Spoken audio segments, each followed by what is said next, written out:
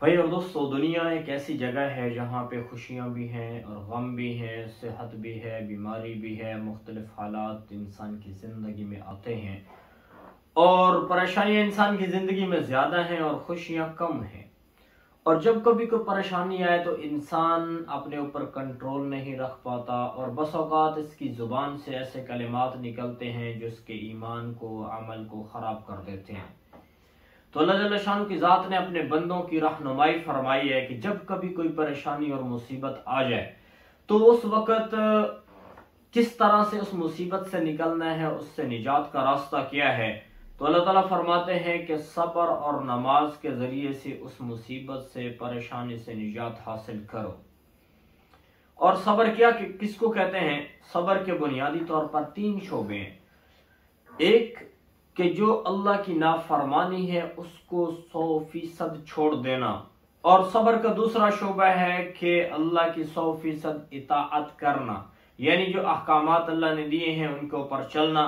اور صبر کا تیسرا شعبہ یہ ہے کہ جب کبھی پریشانی اور مصیبت آ جائے تو اس میں یہ یقین رکھنا کہ یہ اللہ کی طرف سے ہے اور اس کے اوپر میرا اللہ مجھے اجر دے گا، اور جزا فضا سے اور چیخ و پکار سے اپنے آپ کو بچانا، یعنی اپنے نفس پہ کنٹرول رکھنا کہ کہیں زبان سے ایسے کلمات نہ نکلیں جو ناشکری کی طرف لے جائیں۔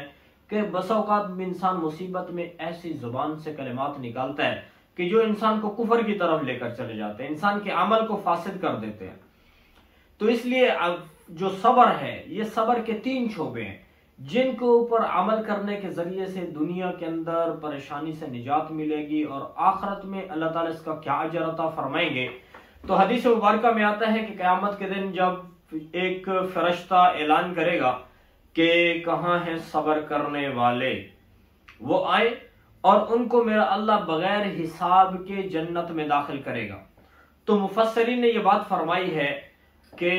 اس صبر کرنے والوں میں وہی لوگ شامل ہوں گے جو ان صبر کے ان 3 شعبوں پر عمل کرتے رہے۔ جو دنیا کے اندر صبر کے ان 3 شعبوں پر عمل کرے گا تو اللہ تعالیٰ اس کو نجات عطا فرمائے گا، قیامت کے دن اس کو جنت عطا فرمائے گا، اس کا حساب ہی کوئی نہیں ہے۔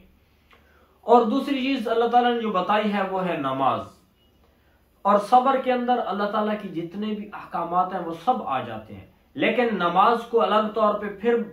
اس لیے بیان فرمایا گیا ہے کیونکہ نماز صبر کی سب سے بڑی مثال ہے، تمثیل ہے، سب سے بڑی مثال ہے کہ صبر نماز کے اندر پایا جاتا ہے۔ کہ نماز کے اندر بہت سارے انسان ایسے کام بھی چھوڑ دیتا ہے جو اس کے لیے مباح ہے، جن کو کرنا اس کے لیے جائز ہے، جیسے کھانا ہے، پینا ہے، لیکن جب انسان نماز میں رک جاتا ہے، نماز میں کھڑا ہو جاتا ہے تو وہ کھانے پینے سے اپنے آپ کو روک لیتا ہے، ادھر ادھر متوجہ ہونے سے اپنے آپ کو روک لیتا ہے، حلال چیزوں کو دیکھنے سے اپنے آپ کو روک لیتا ہے۔ تو نماز صبر کا سب سے خوبصورت اور بہترین نمونہ ہے، ایک مثال ہے۔ تو اس لیے نماز کو الگ طور پہ اللہ تعالیٰ نے ذکر فرمایا ہے، اور نبی پاک صلی اللہ علیہ وسلم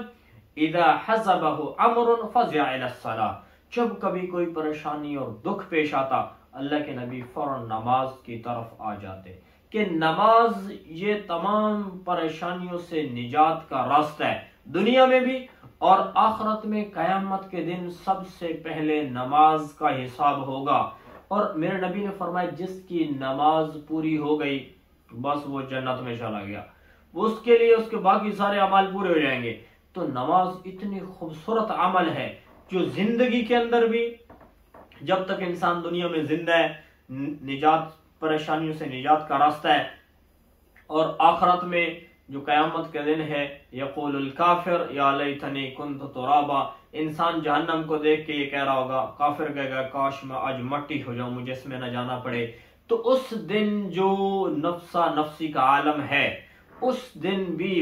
اتنی بڑی مصیبت اور پریشانی سے نجات کا راستہ نماز ہے۔ تو اللہ تعالیٰ ہمیں صبر اور نماز کو